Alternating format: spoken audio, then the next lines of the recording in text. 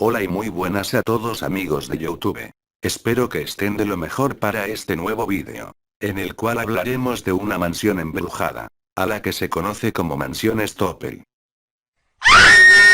Bueno, esta casa embrujada se encuentra en el centro de la provincia de Mendoza en Argentina. Muchas historias cuentan de que hay criaturas aterradoras dentro de ella, las cuales atormentan a cualquiera que entre o tan solo se acerque a ese recinto. Una de estas historias la cuenta un joven que vivió todo esto en cuerpo y alma, y lo que cuenta este testigo, o mejor dicho, víctima de esto, es lo siguiente. Hacía unos meses le llegó un mensaje de una vecina diciendo que en la antigua mansión, ubicada en la avenida Emilio Civit, escucha ruidos en las noches y aseguraba que la residencia no está abandonada del todo. Días después se contactó de nuevo con esta señora para pedirle más detalles. Le contó que en las madrugadas ella iba a registrar para ver si encontraba a alguien dentro, pero cuando se acercaba los ruidos paraban. Dijo que siempre cree ver sombras que entran por las ventanas, y que una noche mientras preparaba la cena, un hombre vestido de negro y una máscara se le apareció en la ventana. Ella del susto corrió y se encerró en su habitación. Al quedarse callada pudo escuchar el ruido de los platos y las ollas que se caían. Cuando dejó de escuchar todo, se animó a salir y vio la cocina hecha un desastre. Tomó algo de coraje y se acercó a la ventana y vio al mismo hombre entrando a la mansión. Al día siguiente llamó a la policía, pero no encontraron nada, y ya que la señora vive sola, no le creyeron mucho. Pero los hechos raros nunca frenaron, las sombras, golpes y demás ruidos persisten en el lugar, hasta cree que eso que se esconde en la mansión también está en su casa. La señora le pidió que si podía escribir algo o averiguar si en realidad pasaba eso en el edificio. Hubo un tiempo en el que no le dio mucha importancia, pero al ir averiguando más se dio cuenta de que en realidad algo podía estar pasando. Entonces, a los días les pidió a algunos amigos que lo acompañaran hasta la casa de la señora para tener más información o poder presenciar algo de lo que les contaba. En un principio se resignaron, pero al contarle un poco más de aquello que la vecina le había dicho se animaron y accedieron a ir, pero solo uno de ellos lo acompañó. Llegaron una tarde a la casa de la mujer, que no tiene nada de señora, es joven, de unos 42 años y se llama Liliana. Los recibió muy amablemente. En un principio dejaron claro que solo grabarían sus relatos y después irían a la mansión a registrar algo con sus celulares. Cualquier cosa que pueda servir en la nota. Liliana dijo que el departamento era de sus abuelos que fallecieron hacía un tiempo. Y se lo dejaron porque era su única nieta. Así que fue a vivir allí, porque ya no tenía para pagar su departamento y necesitaba asentarse en un lugar.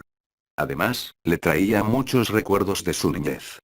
Pero desde que fue a vivir allí, había escuchado cosas en la mansión de enfrente, y hasta escuchó y vio cosas en ese lugar.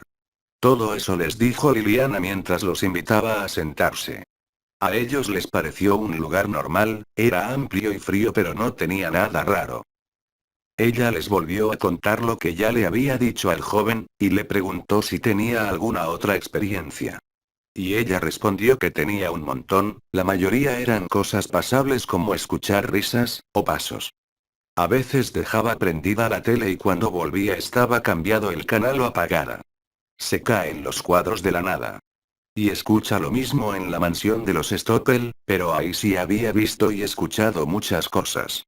Hacia unos meses eran cerca de las 7, y ella se estaba preparando para ir al trabajo. En un momento pasó por la cocina, miró para afuera y vio en la ventana de la mansión a un nene de unos 8 años con la boca abierta, parecía estar gritando desesperado, y al fijar la vista se acercó más a la ventana y de repente, detrás del nene vio una cara media desfigurada, y el nene desapareció. Fue como si esa cosa que apareció atrás se lo hubiese llevado. La señora se quedó traumada unos minutos, intentó llamar a la policía pero ya había tenido la experiencia anterior, se olvidó que la mansión está abandonada y que es imposible ver gente dentro. Liliana parecía que se le llenaba el cuerpo de escalofríos cuando les relataba eso, que era necesario saberlo. Después de que les relatara varias experiencias sobre el departamento de sus abuelos y la mansión Stoppel. Se empezó a hacer de noche, lo que significaba que ya se tenían que ir. El último colectivo a San Carlos es a las 21. Pero cuando la charla iba terminando y los jóvenes se preparaban para irse, Liliana les dijo que si se querían quedar esa noche en su casa para que pudieran continuar la conversación y averiguar, porque ella tenía guardados varios documentos viejos. Y quizás había algo que les sirviera. Además le harían compañía en esa noche donde tuvo que recordar viejas experiencias. Así que aceptaron quedarse. Cerca de las 21, después de haber charlado más sobre la mansión, empezaron a preparar algo para la cena. Liliana propuso hacer unas pizzas caseras. Entonces preparó la masa y mientras esperaban a que esté lista, salieron a comprar algo para tomar. Cuando volvieron, entraron al departamento y Liliana les preguntó si sentían ese olor. Ella siempre lo sentía, es como olor a tierra mojada. Ellos no sentían nada, pero al llegar a la cocina donde habían dejado la masa de pizza tapada, vieron que estaba todo tirado en el suelo, y en la masa habían unas manos pequeñas marcadas. Ellos se quedaron tiesos, pero Liliana como si nada, levantó la masa y la tiró y empezó a preparar otra sin decir nada. Ella no habló más nada hasta la cena que se tardó más de lo planeado, sirvió las pizzas y se sentaron. Liliana se disculpó, porque esas cosas la ponían mal, y se sentía como sin fuerzas al no saber qué es, trataba de ignorarlo a veces, pero la supera. Y ese día por la mañana le pasó algo parecido mientras se bañaba, la puerta del baño se abrió de la nada y la luz empezó a prenderse y a apagarse sola hasta que se quemó el foco. A veces pensaba que el problema era ella, que no estaba bien, pero lo de esta noche la consuela que estén con ella para que vean que es verdad. Les dijo llorando. No sabían qué decirle porque no la conocían mucho como para contradecirla, pero lo que habían visto les daba crédito para creerle. Al terminar la cena, levantaron los platos y como era sábado Liliana les propuso investigar los papeles que tenía guardados para averiguar. Conservaba muchos diarios, fotos y escrituras viejas. Lo primero que revisaron no revelaba nada importante, solo noticias de la construcción, de la mansión y del terremoto de San Juan en 1977. Ya iban por la segunda taza de café, revisando papeles empolvados. En un instante escucharon golpes que venían de la mansión, se acercaron a la ventana y los golpes eran seguidos por algo metálico arrastrándose. Liliana gritó que eso era lo que siempre escuchaba, dándoles más miedo del que tenían. Decidieron ir a la mansión, pero cuando caminaron hacia la puerta un plato se cayó de la mesa, y al mismo tiempo escucharon el agua de la ducha. Así que fueron corriendo hasta el baño, pero no había nadie. Volvieron a la cocina y los trozos del plato roto ya no estaban, la ducha se abrió de nuevo de la nada, volvieron corriendo y encontraron los restos del plato en el suelo del baño. Lily, como siempre no dijo nada, levantó el plato roto y lo tiró. Y propuso ignorarlo para que no los molestara, y volvieron a los papeles como si nada, pero el miedo ya lo tenían. De entre los diarios, encontraron un artículo viejo del año 1952, que trataba sobre un asesinato de un niño de 9 años. Al seguir leyendo la nota que hacía referencia específicamente a la zona del departamento de Liliana, antiguamente en ese lugar había un baldío, donde según el texto había sido asesinado el niño. Lo más escalofriante seguía después. Párrafos posteriores señalaba que el niño era un huérfano que había vivido en la mansión Estopel cuando era usada como patronato de menores y el asesino fue un doctor que trabajaba en la misma mansión atendiendo a los niños. Cuando leyeron el artículo completo, los pelos del cuerpo se les erizaron del miedo, porque todo encajaba: el niño, el hombre, el baldío, la mansión. Pero aún así no encontraban algo que uniese todo. Después de un largo silencio, el amigo del chico preguntó a Lily si ella veía el fantasma del niño y del doctor. Apenas terminó de decirlo, escucharon dos golpes fuertísimos que venían del techo de la casa, hicieron como si nada pasara y siguieron en lo suyo. Liliana preguntó qué podía hacer ella porque no se podía ir del departamento, y otra vez escucharon el golpe, pero esta vez fue solo uno. Entonces pensaron y deducieron que alguno de los fantasmas se estaba comunicando con ellos. Dos golpes significaba, sí, y un golpe significaba no, aunque les parecía muy de película, era lo que estaba pasando. Entonces siguieron preguntando si era un hombre adulto y los dos golpes se sintieron afirmando. ¿Piensas hacernos algo? Nada se escuchó, esperaron un rato y siguieron preguntando. ¿Trabajabas en la mansión? Y respondió que sí. Mataste al nene de 9 años. En ese momento la ducha se volvió a abrir, Lily se levantó a cerrarla. El televisor se prendió y empezó a cambiar de canales solo, las luces se prendían y apagaban, hasta que todos los focos se quemaron. Y quedaron a oscuras excepto por la luz del televisor que seguía cambiando de canales automáticamente, hasta que se apagó y ahí no vieron absolutamente nada. Todos se agruparon en la cocina esperando que pase lo que tenga que pasar. Empezaron a escuchar pasos que entraban al departamento, Lily los agarró la mano y los guió lentamente hasta su habitación, cerró la puerta y llamó a la policía con la excusa de que un ladrón estaba en su casa. Se quedaron arrinconados en la pared mientras esperaban y escuchaban los pasos. Por momentos parecía reírse o hablaba solo, era un hombre. Sintieron cómo revisaba los papeles que estaban viendo, y luego las risas de vuelta. Sin darse cuenta, la puerta de la habitación estaba tiritando como si hubiera un terremoto. Se quedaron callados, esperando la policía, que no llegó. Al escuchar que los pasos se sentían más lejos, en silencio salieron de la pieza y fueron a la calle. Apenas salieron, todas las luces de la casa volvieron a prenderse. Sin pensar, los tres fueron a la mansión, era como si los estuviese llamando. Miraron por una ventana y estaba completamente oscuro. Sin notarlo, en el vidrio había marcas de manos pequeñas. Fueron a la otra ventana y pasó lo mismo, llena de manos marcadas.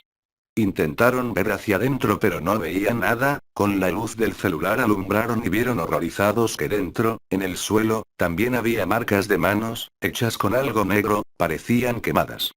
El chico levantó el celular para alumbrar adelante en la esquina, y ahí estaba, ese hombre de negro, con una máscara de trapo negra y manchada, estaba con la cabeza torcida mirando hacia el costado y atrás de él, habían 3 nenes tirados en el piso rasguñando la pared.